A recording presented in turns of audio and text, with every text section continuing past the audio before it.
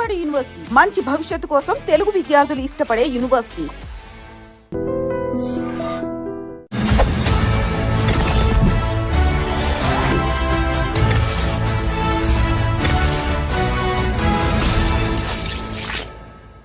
అందరికీ నమస్కారం. నేను Swaroopa Potlapalli. Welcome to I Dream. Donald Trump America అధ్యక్షుడిగా రెండోసారి బాధ్యతలు చేపట్టిన తర్వాత తీసుకుంటున్న నిర్ణయాలు విదేశీయుల్లో గుబులు రేపుతున్నాయి. ప్రస్తుతం నాతో పాటు American studies expert Kannaganti Ramesh గారు ఉన్నారు. ఆయనతో మాట్లాడి వీసాలకు సంబంధించిన అనేక అప్డేట్స్ తెలుసుకుందాం. నమస్తే రమేష్ గారు. నమస్తే అండి. అనుకున్నట్టే అవుతోందండి. ఇంకా ట్రంప్ వచ్చాడంటే ఖచ్చితంగా వీసాల మీద అనేక రకాలైన డెసిషన్స్ తీసుకుంటారు అని అందరూ అనుకుంటూనే ఉన్నారు.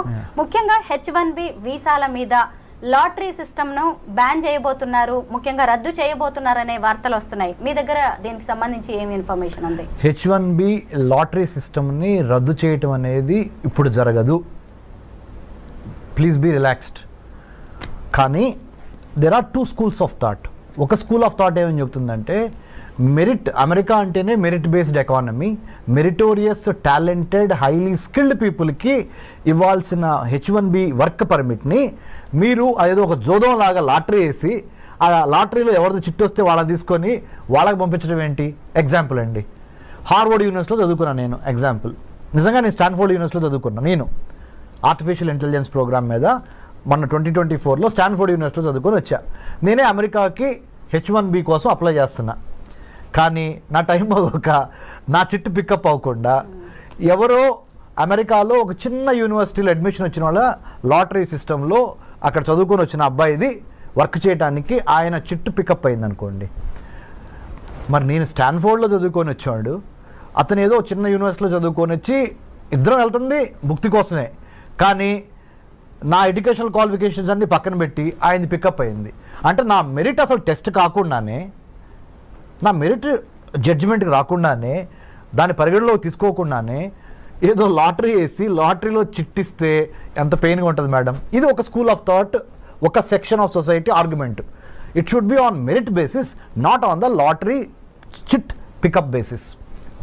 సెకండ్ రంగ్ ఆఫ్ పీపుల్ ఏం చెబుతున్నారంటే, వర్ణాలు, వర్గాలు, తరతమ భేదాలు, ఉన్నోళ్ళు లేనోళ్ళు ఇవన్నీ మాకు సంబంధం లేదు.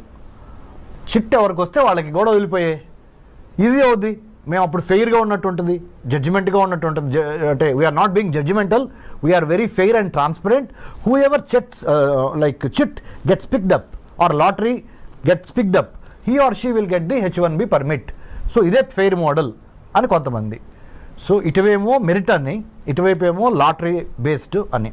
చివరికి ఇప్పుడు 2025 హైదరాబాద్లో ఐ డ్రీమ్ స్టూడియోలో స్వరూప పొట్లపల్లి గారితో నేను కూర్చొని రమేష్ కన్నగంటి మాట్లాడుతున్న ఈ తరుణంలో ఇప్పుడున్న రూల్ ఏంటి అంటే, చిట్టు ద్వారానే, లాటరీ ద్వారానే పికప్ అయ్యేదే H1Bకి వెళ్తుంది. కానీ ఇంకా అది రద్దు కాలేదు ఆ system. This is the fact.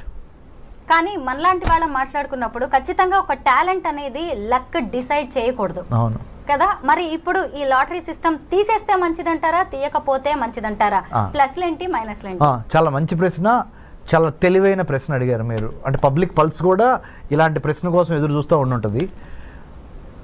ఒక మెరిటోరియస్ స్టూడెంట్గా కింద నుంచి చదువుకొని, అంటే స్కాలర్షిప్స్ మీద, మెరిట్ మీద చదువుకొని పైకి వచ్చిన వాడిగా ఆబ్వియస్లీ నా personal opinion, I will vote for the merit based system. కానీ life is not fair, life is not bed of roses, life cannot be in black and white, there are areas of grey, right, there are colours of grey. కాబట్టి ప్రస్తుతానికి ఒక కొత్త model evolve అయ్యే వరకు we have to follow this model only. This model indicates lottery system of H1B, so that I'm not being partial, I'm not being judgmental, I'm not being selective, I'm not being biased అనేది crystal క్లియర్గా ఉంది. కానీ this is not fair. ఎందుకు? మీరు అన్నట్టుగా talent ఒకటి, luck ఒకటి. నా లక్ బాగుండి నాకు వచ్చింది, నా టాలెంటెడ్ రాలా.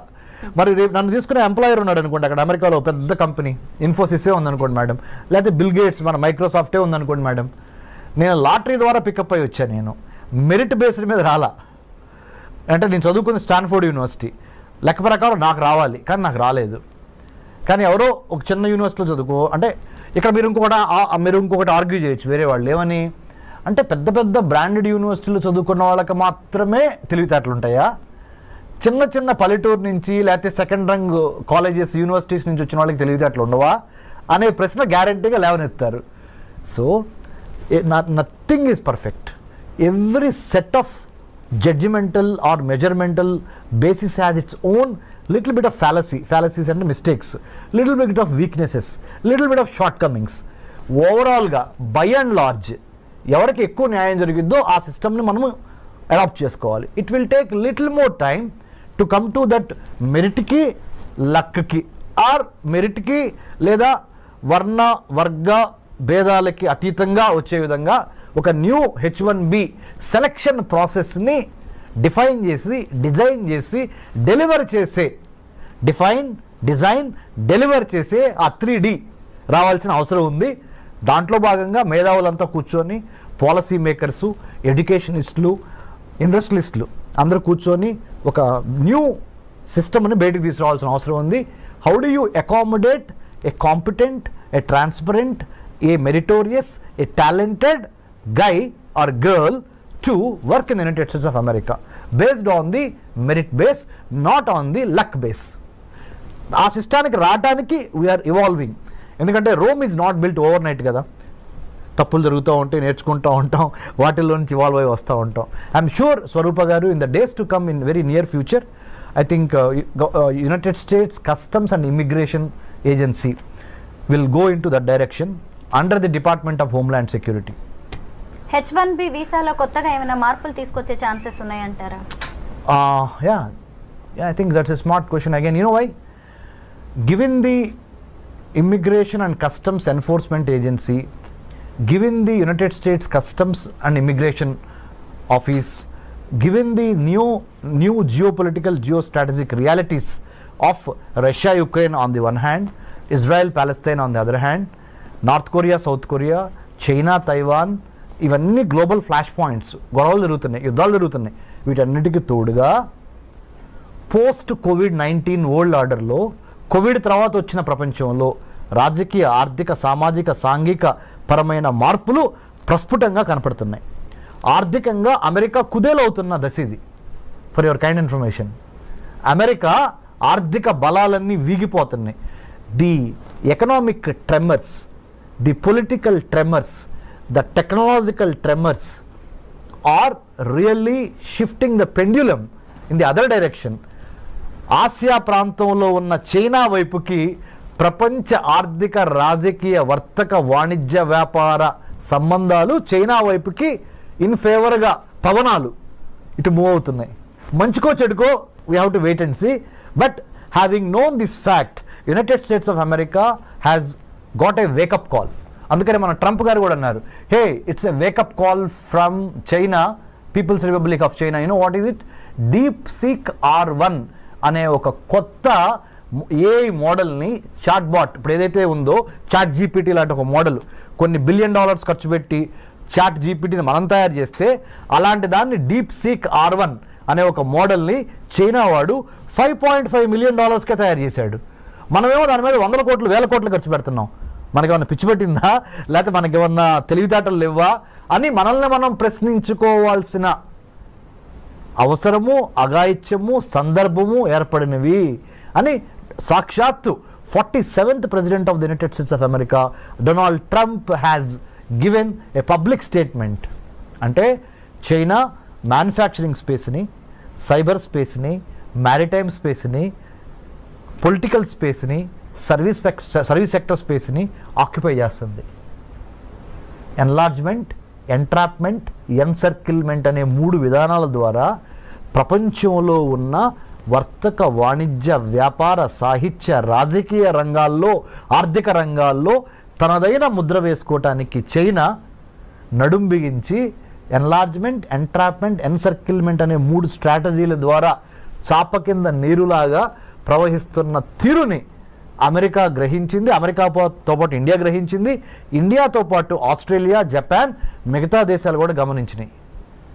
ఈ 4 దేశాల పేర్లు ఎందుకు ప్రస్ఫుటంగా ప్రస్తావించానంటే మేడం గారు, స్వరూప గారు, India, Australia, Japan, United states ఈ 4 కలిపి ఈ చైనాని ఎదుర్కోవటానికి క్వాడ్గా ఏర్పడింది. QUAD అంటే 4 చతురస్రాకారంలో ఈ 4 దేశాలు ఈ చైనా ఎదుర్కోవటం కోసం ఇందాక మీకు చెప్పాను spaces, manufacturing space, cyber space, maritime space, service sector space and political space, వీటిని కాపాడుకోవాలి దీని నుంచి, చైనా నుంచి అని ఈ 4 దేశాలు జతగట్టినాయి.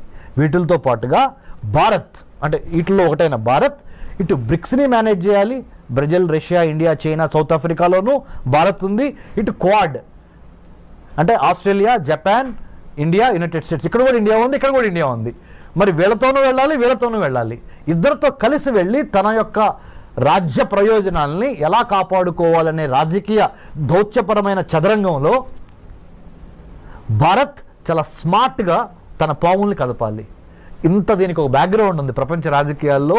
ఇప్పుడు జరుగుతున్న COVID-19 పరిణామం తర్వాత అమెరికా ఆర్థిక వ్యవస్థ కుప్పగూలిపోయి, అందుకనే let's make America great again అనే నినాదంతో ప్రెసిడెంట్ ట్రంప్ ఎందుకు అధికారంలోకి వచ్చాడు అంటే, ఉన్న వాళ్ళకి అమెరికా పౌరులకి ముందల విద్య, వైద్యం, ఆరోగ్యం, పర్యావరణం, వాళ్ళకి భద్రత, ఉపాధి ఇవ్వగలిగితే తర్వాత మిగిలింది ఏదన్నా ఉంటే ప్రపంచ దేశాలకు పంచిపెడతాము అనే ఒక బేసిక్ నాలెడ్జ్ నుంచి, బేసిక్ ఐడియాలజికల్ ప్రిమైజ్ నుంచి ఆయన let's make America great again అన్నాడు.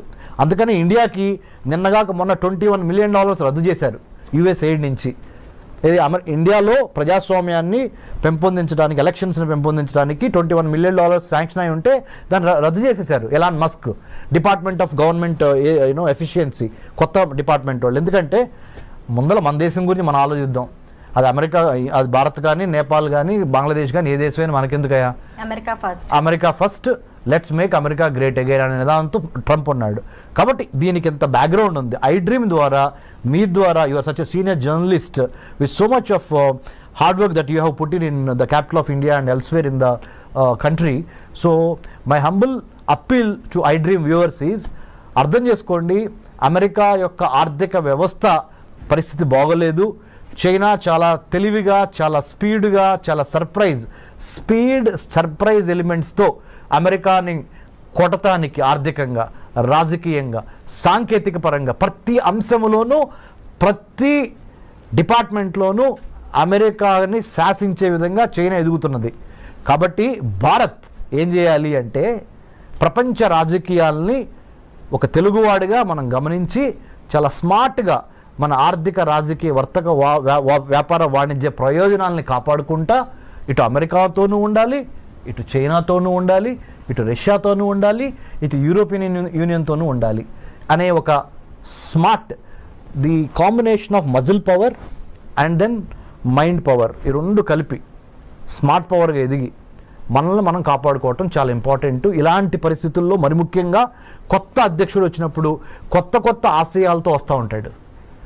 వాటిని అర్థం చేసుకొని దానికి అనుగుణంగా ప్రీ డిపార్చర్ ఓరియంటేషన్ అంటారు, PDO అంటే ఇక్కడి నుంచి వేరే దేశం వెళ్ళేటప్పుడు ఆ దేశం యొక్క చట్టం ఏంటి, న్యాయం ఏంటి, సంస్కృతి ఏంటి, సాహిత్యం ఏంటి, చరిత్ర ఏంటి అనేది అవగాహన లేకుండా ఏదో వీసా వచ్చేసింది కదా అని చంకలు కొట్టుకొని బొమ్మని మీరు ఫ్లైట్ ఎక్కి అక్కడ దిగంగానే వాడు చెప్పేది మీకు అర్థం కాదు, మీరు చెప్పేది అర్థం కాదు, మీరు అక్కడికి వెళ్ళిన తర్వాత భారతదేశంలో ఎలా ఉన్నామో అలా ఉందాం అనుకుంటే కుదరదు, తిరిగి మళ్ళీ డిపోర్టేషన్ అంటాడు, ఇంకోటి అంటాడు, H1B వర్క్ వీసాల గురించి మాట్లాడతాడు, F1 స్టూడెంట్ వీసాల గురించి మాట్లాడతాడు,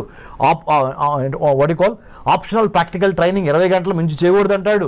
అర్థం కాక ఏం చేయాలో అర్థం కాక ఇవన్నీ కాకుండా ప్రీ డిపార్చర్ ఓరియంటేషన్, PDO అంటే వేరే దేశంలోకి, మన దేశం నుంచి వేరే దేశంలో కాలు పెట్టబోయే ముందల అక్కడ చేయవలసిన అంశాలు ఏంటి, చేయకూడని అంశాలు ఏంటి, అక్కడ రాజకీయం ఏంటి, చరిత్ర ఏంటి, సాహిత్యం ఏంటి, వర్తకం, వ్యాపారం, వాణిజ్యం అక్కడ ఎలా జరుగుతుంది అనే దాని మీద మినిమం కామన్ సెన్స్తో, మినిమం హోంవర్క్తో ప్లాన్, ప్రిపేర్, పర్స్పైర్, ఇన్స్పైర్ అనే విధంగా మనం అక్కడికి వెళ్తే మంచిది.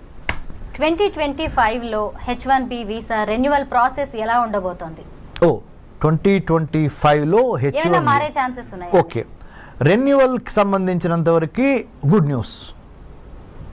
మంచి ప్రశ్న అగైన్. ఎందుకు చెప్పనా, ఇప్పుడు వరకు 2024 మ్యాక్సిమం 2023, 2024 ప్రథమాంకం వరకు ద ఫస్ట్ పార్ట్ ఆఫ్ 2024 వరకు ఏంటి H1B వీసా రెన్యువల్ కావాలంటే మీరు ఉదాహరణ నా పేరు డాక్టర్ రమేష్ కన్నిగంటి, నేనే అనుకోండి, నేను అమెరికాలో సిలికాన్ వ్యాలీలో సియాటల్, శాన్ ఫ్రాన్సిస్కో, బే ఏరియాలో నేను లెట్సే మైక్రోసాఫ్ట్లో పనిచేస్తున్నా.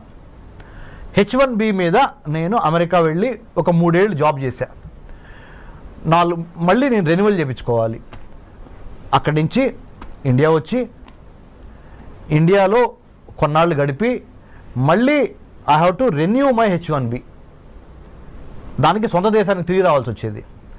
అప్పుడు నేను అక్కడ ఆ ఎంప్లాయర్కి నేను ఎంప్లాయీ, ఆయన ఎంప్లాయర్, నాకు ఉద్యోగం ఇచ్చిన ఆయన, నేను ఉద్యోగం చేస్తున్నా ఆయన్ని.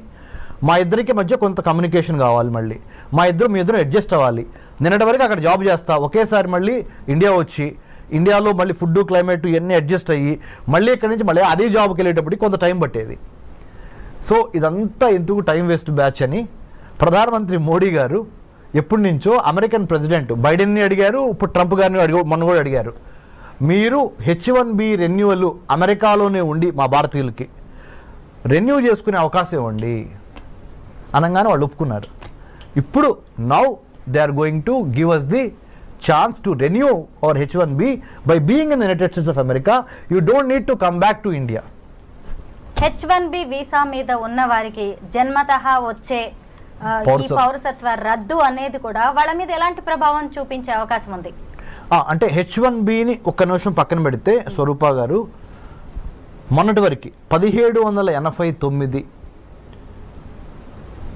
జార్జ్ వాషింగ్టన్ ప్రథమ American president, 47th president of the United States of America Donald Trump ప్రమాణ స్వీకారం ముందల వరకు అంటే జనవరి 2025 జనవరి 20 వరకు ఏంటంటే ఆ దేశంలో కనుక ఒక ప్రెగ్నెంట్ లేడీ జన్మనిస్తే ఆటోమేటిక్గా అబ్బాయికి కానీ అమ్మాయికి కానీ ఆ అమెరికన్ పౌరసత్వం వచ్చేసేది. కానీ ట్రంప్ ఏం చేశాడు, అమెరికన్ పౌరసత్వం ఇవ్వటం ఈజీ, కానీ పౌరసత్వం ఇచ్చిన తర్వాత బెనిఫిట్స్ కూడా ఇవ్వాల్సి వస్తున్నాయి.